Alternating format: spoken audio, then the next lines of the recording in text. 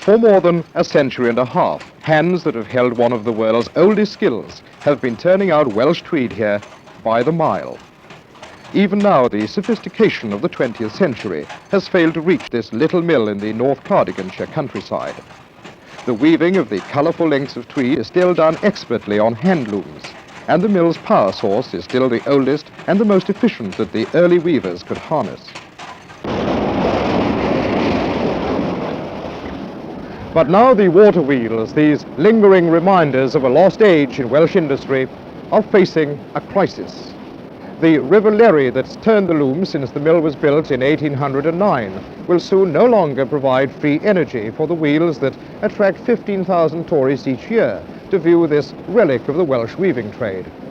The mill is strictly a family business.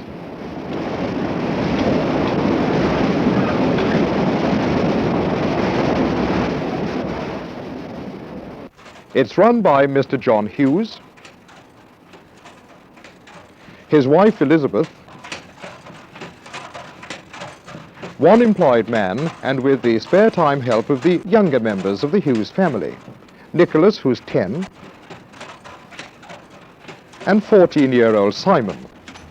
The crisis touches all of them because under a parliamentary statute, the Gwynedd River Authority is being forced to set for the first time a charge for the 3.5 million gallons of water needed every day to spin the wheels before it flows on into the Dyfi estuary. And that charge could halt the wheels forever and wipe out this link with the past.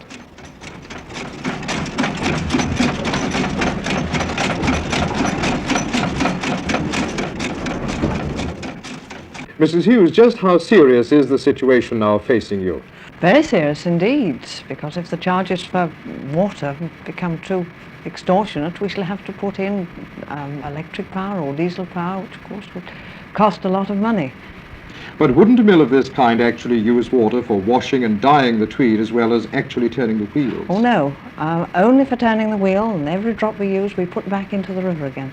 In view of this extra charge now facing you, could you not consider obtaining a grant from, say, the Rural Industries Bureau or the Council for the Preservation of Rural Wales to offset this charge? The Rural Industries Bureau, as far as I know, don't give a grant for such a thing. They'll give you a grant for new machinery or new buildings, but I don't think for keeping the wheel turning. How far are you carrying this fight? Whose aid have you enlisted? The Society for the Preservation of Rural Wales, the Ancient Monument Society, the Council for the Historic Buildings in Wales, the Member of Parliament and the Welsh Office. You're really determined to fight this then? Very determined indeed. It's our livelihood and our future, and we must fight it to the bitter end. A full-scale fight, then, to keep the three old wheels turning.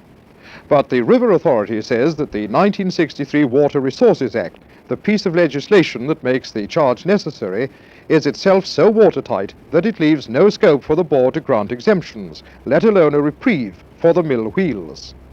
Yet there's one particle of hope.